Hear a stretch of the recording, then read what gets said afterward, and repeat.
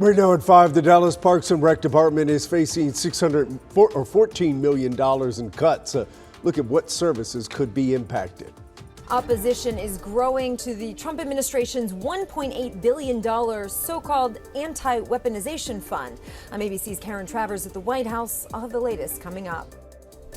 And millions of people will be heading out of town over Memorial Day weekend. Experts show us how Americans are cutting costs to make the most of the holiday. But first, let's get a live look over downtown Dallas. It has been overcast pretty much all day, and some scattered storms have been popping up here and there. Chief Meteorologist Pete Delkes is here to show us just how much longer the rain is going to stick around. We'll have a little rain as we head through tonight. Not a lot, but we certainly have some out there. We haven't had any severe weather, didn't anticipate any, and I want you to take a look at this. At DBU right now, we have a couple peaks of sun. It's 75 degrees. The Metroplex, other than a few sprinkles or spotty showers, pretty quiet right now. We did have some rain that moved through earlier today. Some thunderstorms anywhere from Nocona to Henrietta and then down to Jacksboro, Perrin, Mineral Wells right here on the Parker-Palo Pinto County line. We have some thunderstorms there in western sections of North Texas. But there's not a whole lot of rain elsewhere. But watch my forecast tonight.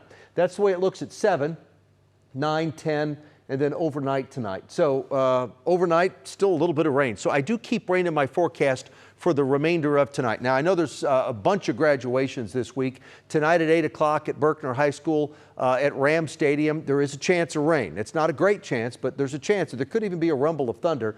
Rain coverage at 7 o'clock. Now, the graduation's at 8, but the rain coverage at 7 is 20%, 10% at 8, and 10% at 9 p.m.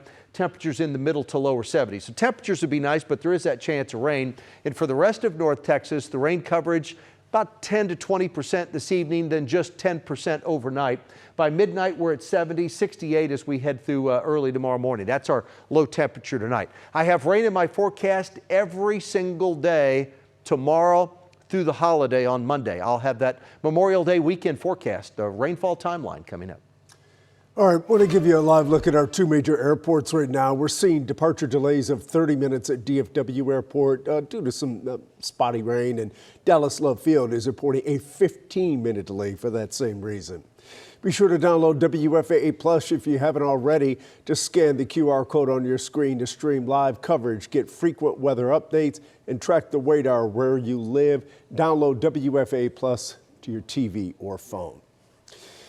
Now to some breaking news that'll come as a shock to any NASCAR fan. Kyle Busch has died after being hospitalized today with a severe illness. NASCAR and Richard Childress Racing announced Busch's death, and at this point, it's not clear what the illness was. Now, he won the Cup Series in 2015 and 2019. He was scheduled to race on Sunday in Charlotte. Kyle Busch was 41 years old. Obviously, don't know a lot right now, but we'll continue to get more information and look for developments on World News Tonight, as well as throughout the newscast and this evening. About 45 million Americans are preparing to travel over Memorial Day weekend. AAA predicts record-breaking numbers despite higher costs for gas and flights.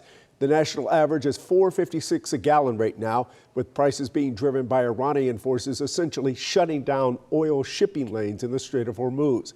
Jet fuel prices are surging too, with analysts seeing a 20% jump from last year.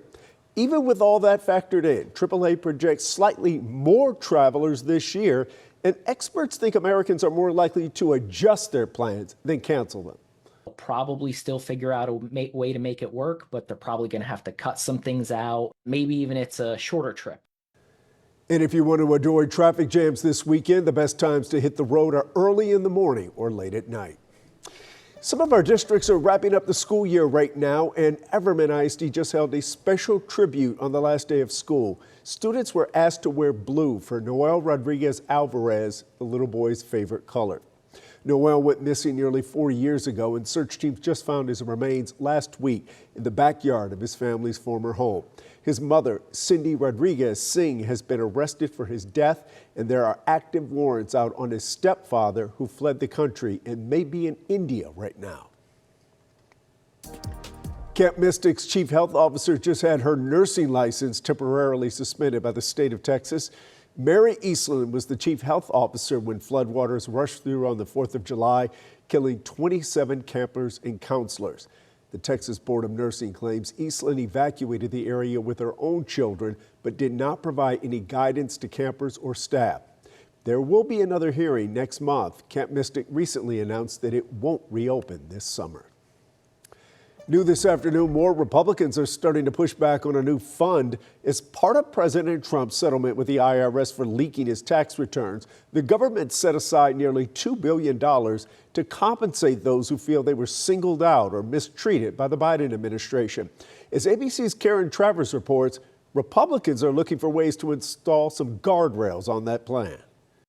Bipartisan backlash is growing to the so-called anti-weaponization fund established as part of President Trump's settlement with the IRS over his leaked tax returns. MAGA slush fund to be given out to cronies, probably a lot of it would end up in Trump's pocket or his kids' pocket.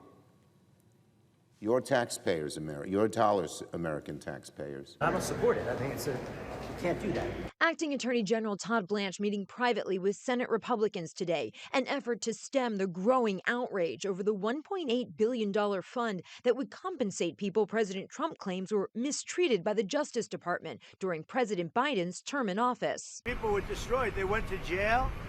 Their families were ruined. The Senate was expected to move forward on a filibuster-proof immigration enforcement bill, a top priority for President Trump. But frustration and anger among Republicans over the anti-weaponization fund forced Senate leadership to delay votes.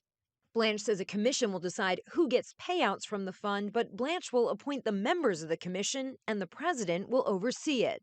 Blanche has said anyone can apply, including those who attacked police officers during the January 6, 2021 riot at the Capitol. There's no limitation on the claims. Republican Senator Tom Tillis today vowing to block the fund. These people don't deserve restitution. Many of them deserve to be in prison. Some of them deserve the pardon because they were over-prosecuted. But this is, this is just stupid on stilts.